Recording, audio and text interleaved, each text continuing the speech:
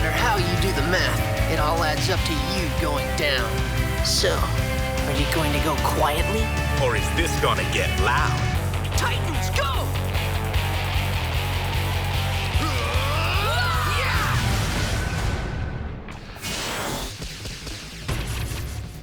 I started reading comic books in the 80s. I was an avid comic book reader. I was reading Teen Titans when I was like in junior high school and high school. Teen Titans was one of the most popular books at the time. They were like the new superheroes, and they were teenagers, and it was different than Superman and Batman. I was hooked into the Teen Titans. That was pretty much all I read throughout the Marv Wolfman, George Perez time on that book. From the time I was 5 years old, when I saw the very first episode of Superman on television, I was a comic book fan. It's been a lifelong passion ever since. Well, Teen Titans was a comic book back in the 1960s, but back then it was Robin. It was Wonder Girl and Kid Flash. It was just like the Junior Justice League. It was all the teen characters. What they were the teenage sidekicks of the main heroes. Marv Wolfman and George Perez, like, updated it and introduced all the new characters. We took the popular ones, Wonder Girl, Robin, and Kid Flash, and brought in another character, Changeling, who's now called Beast Boy. Whose turn to do dishes? Started as Beast Boy, became Changeling, he's Beast Boy again, and created 3 new characters. Raven allowed us a more supernatural element to be put into the book on a regular basis. Cyborg, both a technological character and an urban character. By him being an African American, it allowed us to have different types of stories to be able to tell there. And Starfire, who came from another planet, so it gave us an opportunity to do intergalactic adventures. There were no adults in the comic, no mentors. Previous versions of the Titan had an adult supervisor for the characters. I just wanted to get rid of those and treat them with the respect that the characters deserved. We believed in making them real characters so they were grounded in reality, but still had these incredible adventures where they were doing major things. And some of the common problems that any teenager would face, magnified by, of course, the cosmic level that we can achieve in comic books. Instead of trying to save a friend from doing something bad, they're saving an entire universe. We did stories where they dealt with runaways. We did several books for the White House on drugs. We did a lot of comics based on real kids' problems. Some of the issues obviously dealt with simple things like dating. Despite everything, some of these kids still had to go to school. Trusting each other. So they had a clubhouse, as it were, and a proximity to each other that meant a certain amount of trust and respect for each other as human beings, despite some enormous differences and some reasons for you to have distrust.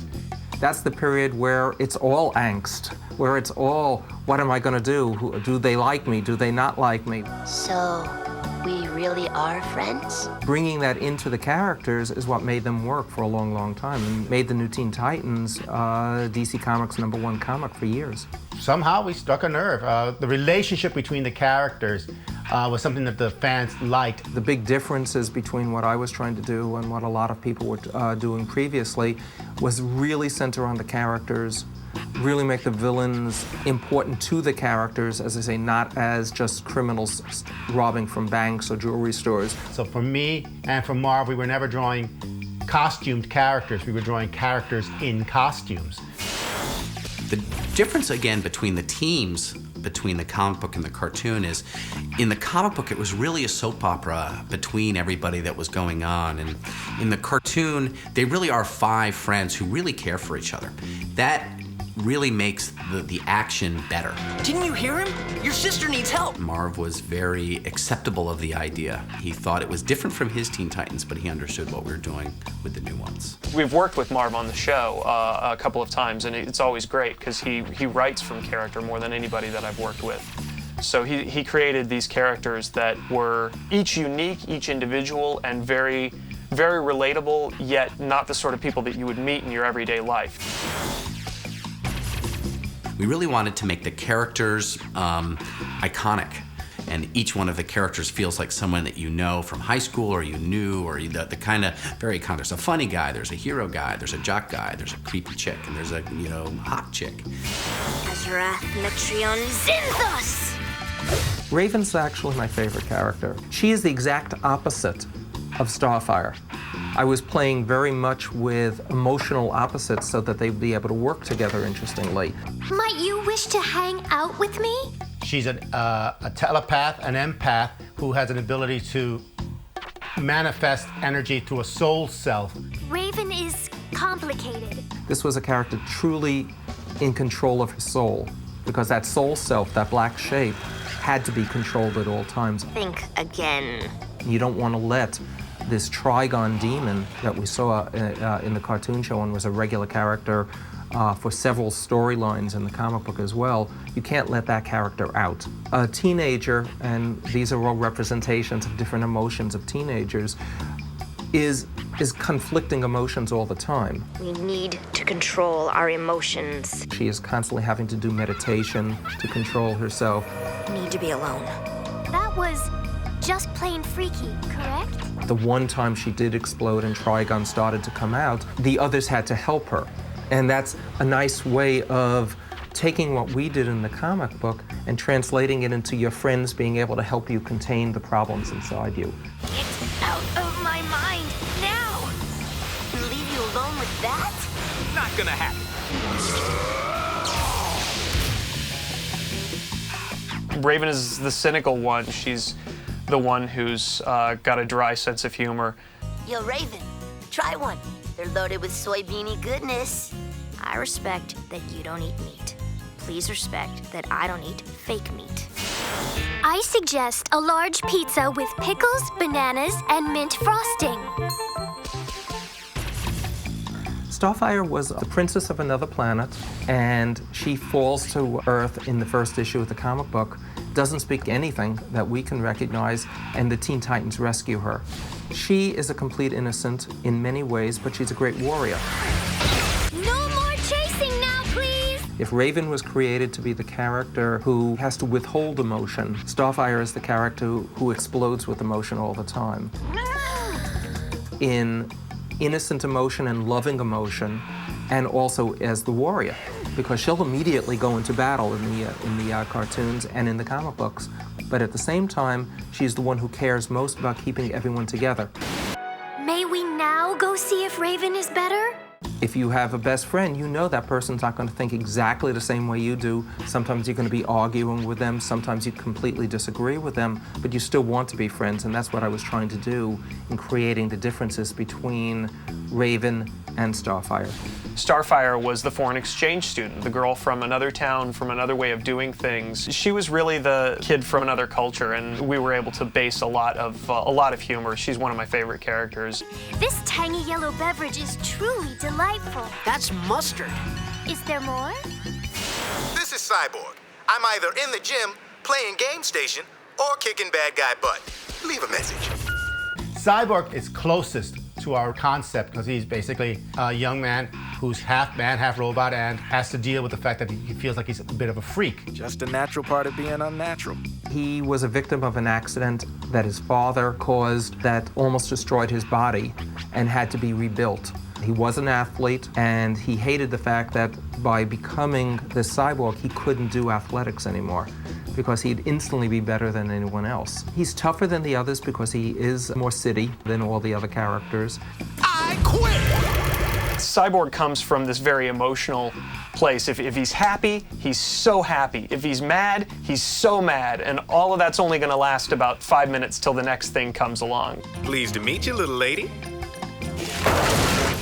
If he likes you, he likes you. If he doesn't like you, he doesn't like you. The Titans are a way for him to not feel like he was a freak. And they brought him into the family, and that's what let him realize that he was a person. I got the Sonic if you got the boom. Sweet! Go, Beast Boy! Well, Beast Boy also, he's the other character who was in the comic book before me.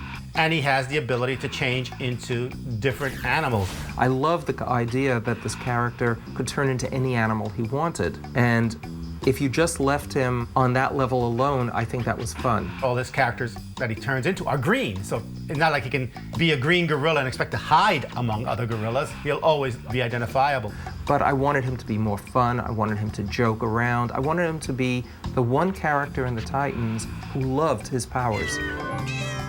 He was somebody who absolutely adored being a superhero and would have fun with it and would be the joker of the group. This is gonna be so sweet. More than anything, Beast Boy wants to know that he's cool, and he doesn't know that he is. So he's kind of all about getting that affirmation. He's always trying to make people laugh. See? She thinks I'm funny. Statistically, I suppose someone has to. When things got too terrible for them, when the villains were too strong, he could bring it down to a fun level. Who else never wants to go surfing again? And they've kept that character exactly that way in the show, which I love. Bet you Cyborg can do the robot. We've made Beast Boy a lot more interesting in some ways in the cartoon because his power in the comic book was just turning into animals. One thing I felt very strongly about was that Beast Boy, when he's in animal form, shouldn't talk, which was a departure from the comics. In the comic books, he's able to talk no matter what form he's in. If he was going to be that silly when he was in human form, when he was a rhino, I wanted him to be as tough and as scary as a rhino. In the cartoon, I think his relationship with the rest of the Teen Titans has made him a better character. Do I have to do the face? You know you can't resist the face. And you must be Robin. Robin was Batman's partner, created as the very first teenage superhero. Or teenage partner. No superhero at the time ever had a partner before. This mask makes you look very mysterious. The original version of Robin and the Robin that existed up until the Teen Titans was a very young guy, very smart, but he was more of a joker. He was always giving quips and fast puns, and he'd be jumping all over the place fighting the villains while joking with them. The current Robin is a character called Tim Drake. One of the things that I wanted to do was make him the actual leader of the Titans. Titans, go! Because he was Batman's partner. In the cartoon, we never mention Batman. Robin is essentially his own superhero who is really, truly a leader. Titans, he's got Cyborg! He's the only member of the Teen Titans without superpowers. So his power is his mind. His power is his ability to organize the other characters. So many of the best leaders are the ones who have to think first because they don't have the extra superpowers that allow them to do the dangerous stuff haphazardly. The man who knows that there's a lot at stake is the one you trust to lead you safely. I wanted to make him more like Bruce Lee. I wanted to make Robin really, really cool and really different. For me, at least, Robin's superpower is that he's crazy. He's got guts. He'll jump off of a building to save somebody and then figure out how to not die on the way down. You'll just have to find out the hard way. And to me, that actually makes him the most interesting and the most heroic out of the group. I had to convince people that I was going to do a Robin that no one had ever seen before. Maybe he just needs to chill. Robin, we meet at last. Who are you? Who is Slade? Wouldn't you like to know, Barf Brain? Slade was an important character in the comic book who we made an even more important character in the cartoon. There's no reason to be a superhero if you're just going to sit around on a rocking chair. You need good characters to fight, good characters to stop. What we did was create a whole new type of character from Deathstroke the Terminator, who was our main character. And Slade is his first name. In his alter ego, he's Slade Wilson. Like in the comic, basically, he was hired to kill the Titans. He's the #1 bad guy. Each team needs one guy that you hate, and he'll be that guy. In a way, he sort of feels like he's Robin's father. He's the parental villain, and it makes the teenagers when you have grown-ups as bad guys. And the message has been received.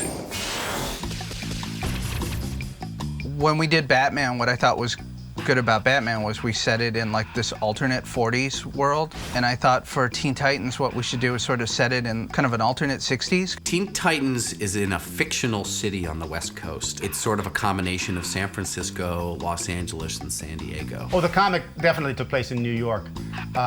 In fact, Titan's Tower was on an island somewhere in the East River. Marv and I were both New Yorkers. DC Comics was based in New York. And we knew the city much better than we ever knew California. We wanted to be the West Coast just because we wanted to try to get out of the whole East Coast Gotham metropolis feel. We wanted stuff that looked sort of more spontaneous, and we wanted Titans to have a different feel than kind of what we did before with Batman or Superman. So we created this new thing. There's little hints of Tokyo in there also. That's because Glen loves that. An island in the Bay Area or Los Angeles seems to make much more sense than having it in the East River when you think about it. The theme song was recorded by a girl band from Japan called Puffy Amiyumi. I'd seen one of their music videos on a public access channel when I lived in New York and became completely obsessed by them. I actually watched the whole music video to see what their names were at the end and see who they were. It all came up in Japanese and I had no idea. A few years later, I'm living in Los Angeles and I'm driving in LA and I hear an interview and I hear that song.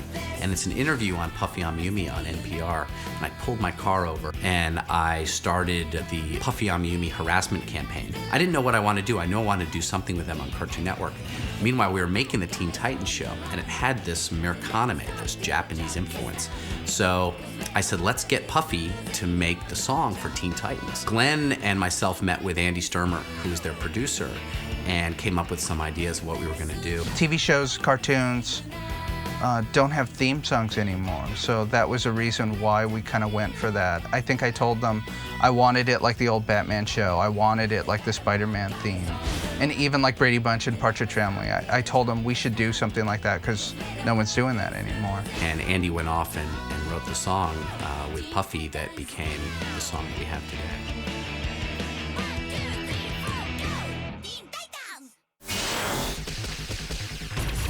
Glen, like all the guys who work for Glen and myself, we've all grown up with anime. We've all been influenced by it all our lives. When they showed me the first script for the first of the Titans, I wasn't sure what was going on. We wanted to make a superhero show like no other. I didn't want it to just be an adaptation of an old comic. I was happy it wasn't identical to what I did, as I didn't try to follow what the people before me did with the Teen Titans. For me, the anime is an influence just from working with the overseas studios. I realized if you're gonna send the cartoons to the Orient to have them animated, you should kind of utilize the best of their abilities. And once I saw the artwork, they showed me two versions of that they were considering of the Titans. Both animate to some degree, but one a little bit wilder than the other. The Japanese have something called Super Deformed or Super D.